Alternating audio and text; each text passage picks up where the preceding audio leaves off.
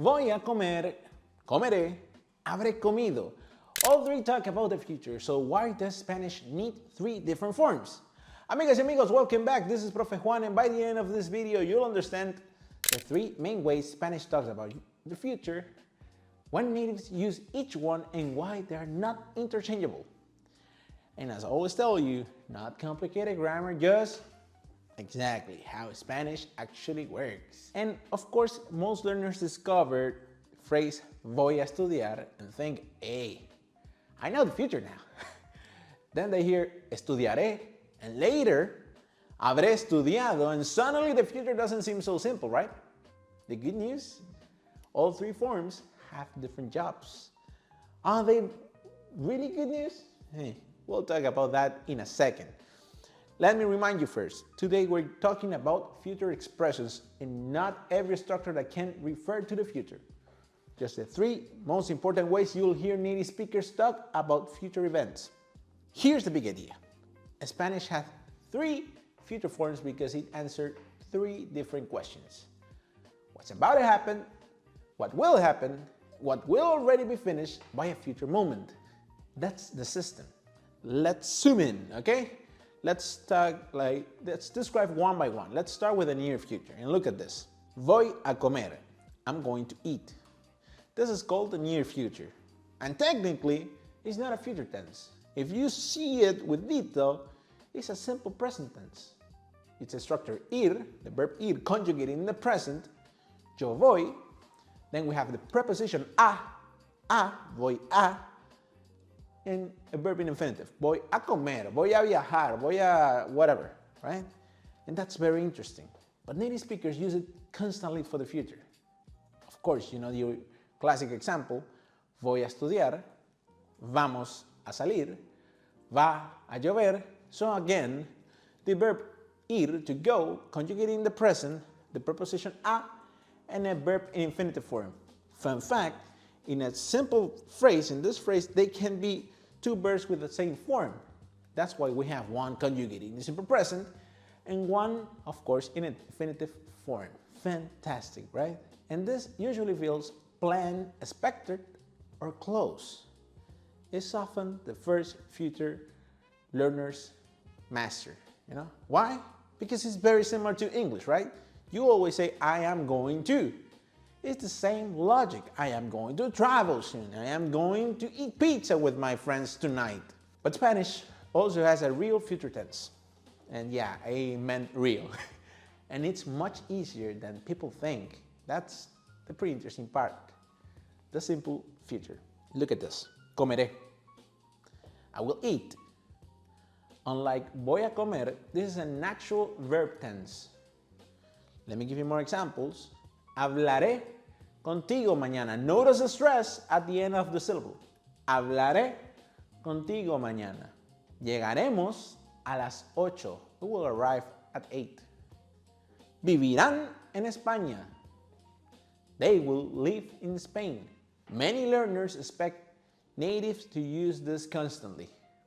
But the surprise is, in everyday conversation, the near future is often much more common, especially when talking about plans. So why does a simple future still exist? Because it often sounds more formal, more distant, or more predictive. Let me illustrate this with examples. Mañana lloverá. It will rain tomorrow. And you know this for a fact. You have the weather broadcast right there. Todo saldrá bien. Everything will be fine. You're confident. The speaker is making a prediction, a confident prediction, okay? Now, let's talk about future as guessing. Because here's a use many learners don't expect. ¿Dónde estará Juan? Where could Juan be? Literally is, where will Juan be? But the meaning is, where do you think Juan will be? Spanish often uses the future tense for guesses. Let me give you more examples. Serán las 8. It's probably 8. Estará en casa. He's probably at home. And this is one reason native speakers still use the future tense a lot. Not for future events, but for uncertainty. And that's beautiful. Now let's jump to the most advanced future form, the future perfect. And look at this. As all perfect structure, we have the verb haber right there as an auxiliary. Let me give you an example. Yo habré terminado para mañana. I will have finished by tomorrow. The action happens before another future moment. Habremos llegado antes de las 8. We will have arrived before 8. Habrá salido cuando llegues. He will have left when you arrive. Think of it like this. Future event 1 happens if your future event number 2 takes place. That's the job of the future perfect. And if it sounds familiar, yes, it's because past perfect follows the same logic. Now, what about the timeline? Let's compare all three. Near future, voy a estudiar. This is a future plan. Simple future, estudiaré, a future event or prediction.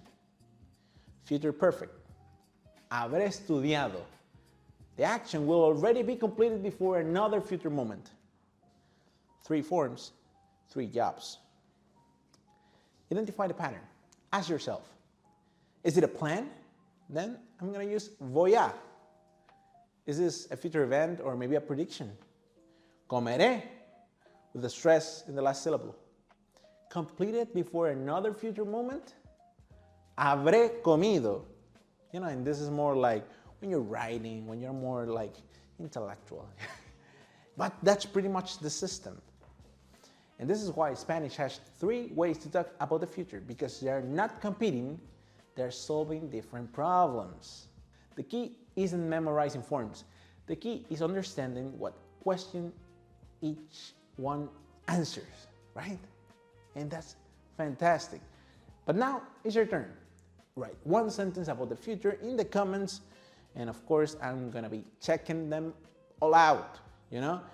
I'm gonna be correcting them, so write them right there. Of course, sometimes you don't have nothing to be corrected, so I'm just thumbs up, and thank you for the good vibes. Amigos y amigas, if this helped you understand the future in Spanish, like the video, subscribe, share with your friends. For sure, los veré en la próxima lección. Nos vemos. Chao.